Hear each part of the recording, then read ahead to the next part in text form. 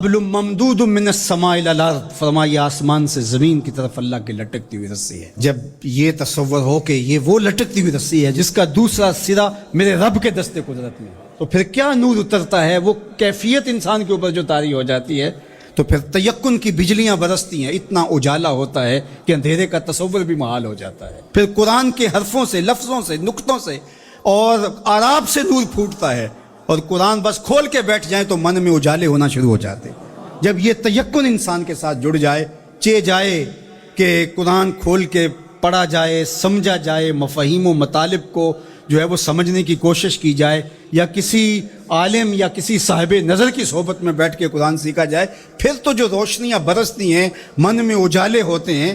یہ تیقن کہ یہ وہ حبل اللہ المتین، یہ اللہ کی وہ لٹکتی ہوئی رسی ہے جس کا ایک سرا رب کے ہاتھ میں ہے اور دوسرا ہمارے ہاتھ میں ہے، تو پھر قرآن کے حرفوں سے بھی نور پھوٹتا دکھائی دیتا ہے۔ کیا روشنیاں من میں اترتی اور کیا اجالے من میں پھوٹتے ہیں۔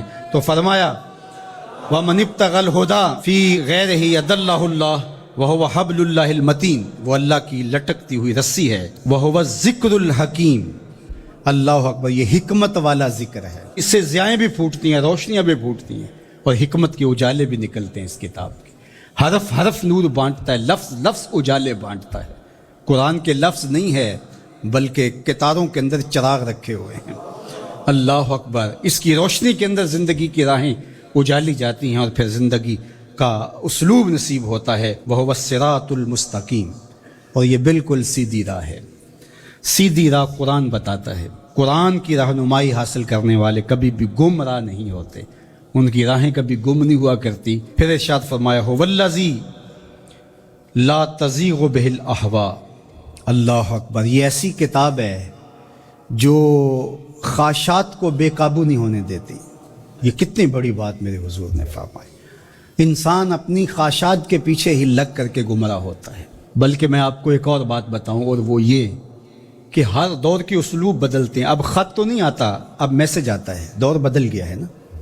اب اونٹوں کے اوپر تلواروں سے لڑائی تو نہیں، اب تو بٹن دبانا ہے اور میزائل فائر کرنا ہے۔ تو مختلف ادوار کے اسلوب بدل گئے ہیں، تو جس طرح چیزیں بدلی ہیں، خط کی جگہ میسج آ گیا، اور جو ہے تیر و تفنگ کی جگہ یہ میزائل سسٹم آ گیا، اسی طرح اب بت لوہے کے، پتھر کے اور لکڑی کے، یہ پیتل کانسی کے بت نہیں رہے، اب خواہشات کے بت رہے، اب اناؤں کے بت بن گئے، آرزوؤں کے بت۔ اللہ نے فرمایا کہ وہ شخص جس نے اپنی خواہشات کو اپنا معبود بنا لیا۔ اب یہ امت لکڑی، کانسی اور مٹی کے بت تو نہیں پوجے گی، یہ خواہشات کے بت ہیں، انا کے بت ہیں، جو امت کو پارا پارا کر دیں گے، جو امت کو تقسیم کر دیں گے۔ میں بڑا ہوں، ہم چما دیگر نیست، یہ بت ہیں، یہ پرستش ہے۔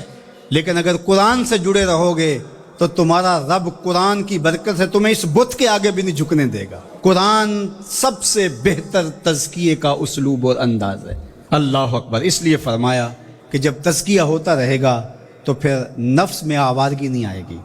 اس لیے قرآن کی روزانہ کی بنیاد پہ جو تلاوت ہے وہ انسان کی زندگی کے اندر نظم پیدا کرتی ہے۔ اللہ نے چاہا تو آئندہ کچھ برس کے اندر جمعۃ المبارک کے خطبے کے دوران ہی انشاءاللہ قرآن مجید ترتیب سے ہم شروع کر کے کوشش کریں گے کہ جو ہے وہ والناس تک اس کی ضروری توضیحات اور تفسیرات جو ہے وہ آپ کے سامنے رکھی جائیں، اور یہ قرآن مجید کی کلاس کی شکل اجتماع جمعہ اختیار کر گیا ہے۔